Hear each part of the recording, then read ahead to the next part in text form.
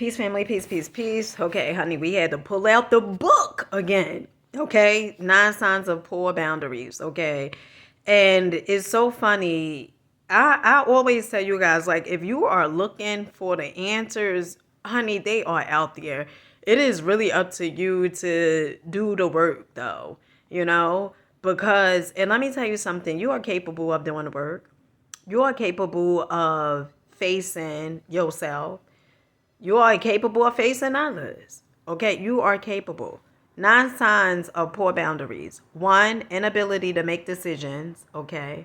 2, people pleasing. 3, excessive fatigue. Okay, you doing everything that for everybody else. I remember it would be often times where, so especially my youngest children, right? Because with my oldest children, I didn't go through this. And I said this, in a few videos. So my oldest children, they fathers wasn't, pretty much in their lives because their fathers was incarcerated. Okay. Those the type of guys that I was going after. All right. And with my 2 youngest children, what I started noticing was they father would pick them up or pick them up, right? But it would be times where as though I would be like, no, they don't have to go. Wanting to do everything, wanting to perhaps at times, oh well, he may not do this for them or whatever it is. So let me just do. Let me just keep filling my children's cup without filling my own cup. And oftentimes that will lead to frustration, resentment, and me being burnt out. The next one is endless guilt about small things. Okay. Always beat yourself up because the things that you may have decided to do, you keep on saying, damn, I should have did this better, I should have did that better, and keep going over it and keep going over it. Honey, let the dead bury the dead. Okay. Lost sense of self. Okay. Lost sense of yourself. A lot of times is because we could get so caught up and wrapped up into other people's world that we tend to lose ourselves, right?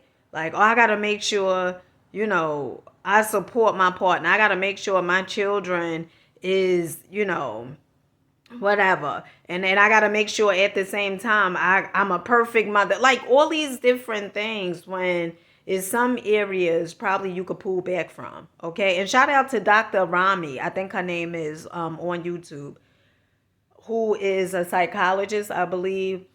Phenomenal. Okay. Oversharing. Okay. Sharing too much, especially in the beginning of any type of relationship. You just share. There's no trust haven't been established. You just share. Okay. Resentments towards others who may have boundaries. I remember I felt this way towards one of my homegirls, okay? And this homegirl, she the one who pretty much let me know it's okay to say no. It is okay to say how I feel, okay? And I remember it was one time um I wanted my daughter was going somewhere and her daughter came over. Her and her daughter came over and my daughter was going to, some kid's house or hanging out with these kids. And she said, my daughter said, oh, I'm going, such and such. And I looked at my friend and I said, oh, your daughter could go. And she was like, I don't know them kids. Right. And I felt some type of way like, but my daughter is there, right? And that was all because of sometimes because you don't have boundaries, you get upset because somebody else has boundaries. And another thing is this: people who do not have boundaries oftentimes don't respect people who do have boundaries. Just FYI. Okay. Passive aggressive. Okay. Passive aggressive.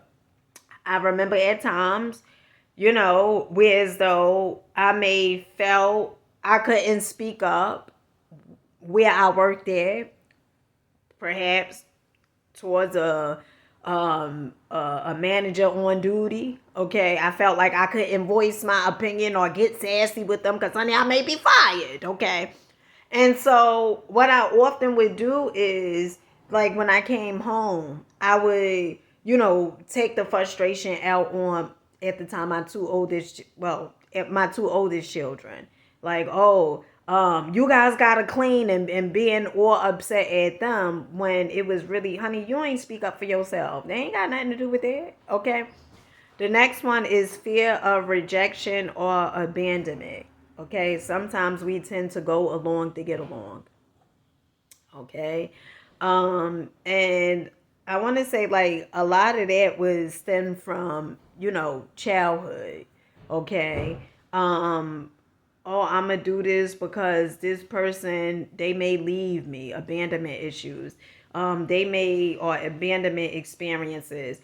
They may leave me if I don't, do whatever it is that they want me to do, intimacy wise. Then they may mess with someone else, or all these different things. And I gave that analysis the other day, right, pertaining to codependency.